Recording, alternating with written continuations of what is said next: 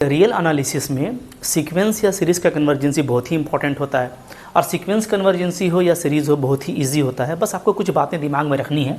तो ये आपका शॉर्ट रिवीजन होगा कि अगर आपके पास में कोई कन्वर्जेंट सीक्वेंस है, ठीक है, कन्वर्जेंट सीक्वेंस है तो वो पक्का क्या होगा जी, वो पक्का आपका कॉची सीक्वेंस होगा, ठीक है। या कह सकते हो कि अगर कॉची सीक्वेंस है तो वो कन्वर्जेंट सीक्वेंस होगा in the real metric space, ठीक है, या in complete metric space. Okay, number two याद रखिए, वेरी इंपॉर्टेंट, कि अगर आपके पास में कोई सीक्वेंस है जो क्या है, जो मोनोटोनिक है और साथ में क्या है, साथ में बाउंडेड है, ठीक है, मोनोटोनिकली इंक्रीज कर सकता है या मोनोटोनिकली डिक्रीज कर सकता है और बाउंडेड भी है, तो ऐसा सीक्वेंस क्या होगा जी, पक्का आपका कन्वर्जेंट सीक्वेंस होगा। मैं शॉर्ट में लिख रहा हूँ, ठीक है। नंबर 3 याद रखो, ठीक है। अगर मान लो मेरे पास में कॉची सीक्वेंस है, तो कॉची सीक्वेंस है तो यानी कि क्या है, वो आपका कन्वर्जेंट भी है, ठीक है, क्योंकि कॉची सीक्वेंस क्या होता है, कन्वर्जेंट होता है इन रियल मेट्रिक स्पेस, और अगर वो कन्वर्जेंट है तो आपका वो बाउंडेड भी है, ठीक है, याद रहेगा। तो बहुत ही ईजिली सब चीज़ें आपको याद रखनी है। अच्छा, नंबर 4 ये देखो कि अगर ओनली बाउंडेड है, सिर्फ अगर बाउंडेड है, ओके, तो हम कुछ नहीं कह सकते, ये कन्वर्जेंट हो भी सकता है, नहीं भी हो सकता।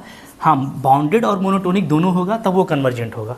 तो ओनली बाउंडेड के लिए नॉट नेसेसरली इम्प्लाई कि ये आपका कन्वर्जेंट सीक्वेंस भी होगा, ठीक है। तो क्विकली जैसे -1 का पावर n, ओके, ये आपका क्या है, ये आपका एक बाउंडेड सीक्वेंस है, ओके, बट ये कन्वर्जेंट नहीं है, आपको पता है, ठीक है, ये ऑक्सिलेटरी सीक्वेंस होता है। नंबर 5 इसी तरीके से अगर मान लो आपको ओनली मोनोटोनिक दिया हुआ है, ठीक है, अगर ओनली मोनोटोनिक दिया है तो ये क्या है जी, तो ये भी आपको कन्वर्जेंसी को नेसेसरली इम्प्लाई नहीं करेगा। हम कुछ भी नहीं कर सकते, कन्वर्जेंट हो भी सकता है, नहीं भी हो सकता है, ठीक है। जैसे इसका भी आप क्विक एग्जांपल जानते हो, जैसे मैं सीक्वेंस सिंपली n की बात करता हूँ, ये आपका क्या होगा, 1 2 3 4 इनफाइनाइट तक चला जाएगा, ठीक है। तो मोनोटोनिकली इंक्रीज तो कर रहा है ये, बट क्या है, कन्वर्जेंट नहीं है, ओके। इसी तरीके से आप कॉची का फर्स्ट थ्योरम याद रखो कि अगर limit n tending to infinity अगर an l है तो ऐसे केस में अर्थमेटिक मीन भी उसका l होगा और ज्योमेट्रिक मीन का लिमिट भी l होगा, ठीक है। दैट मीन्स क्या कि अगर हम a1 a2 an लें, इसका अर्थमेटिक मीन लें तो इसका भी लिमिट l होगा।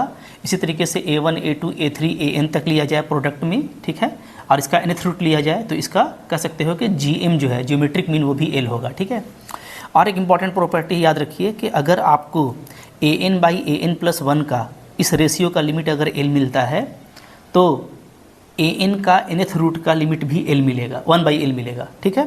अगर l आपका ग्रेटर देन 0 हुआ, ठीक है, तो जो सीक्वेंस होगा an का वो क्या होगा, वो आपका कन्वर्जेंट होगा, इस कन्वर्जेंट, ओके। और अगर आपका ये लेस देन 1 होता है तो उस केस में जो सीक्वेंस an होगा वो क्या होगा जी, वो आपका डाइवर्जेंट होगा, ठीक है।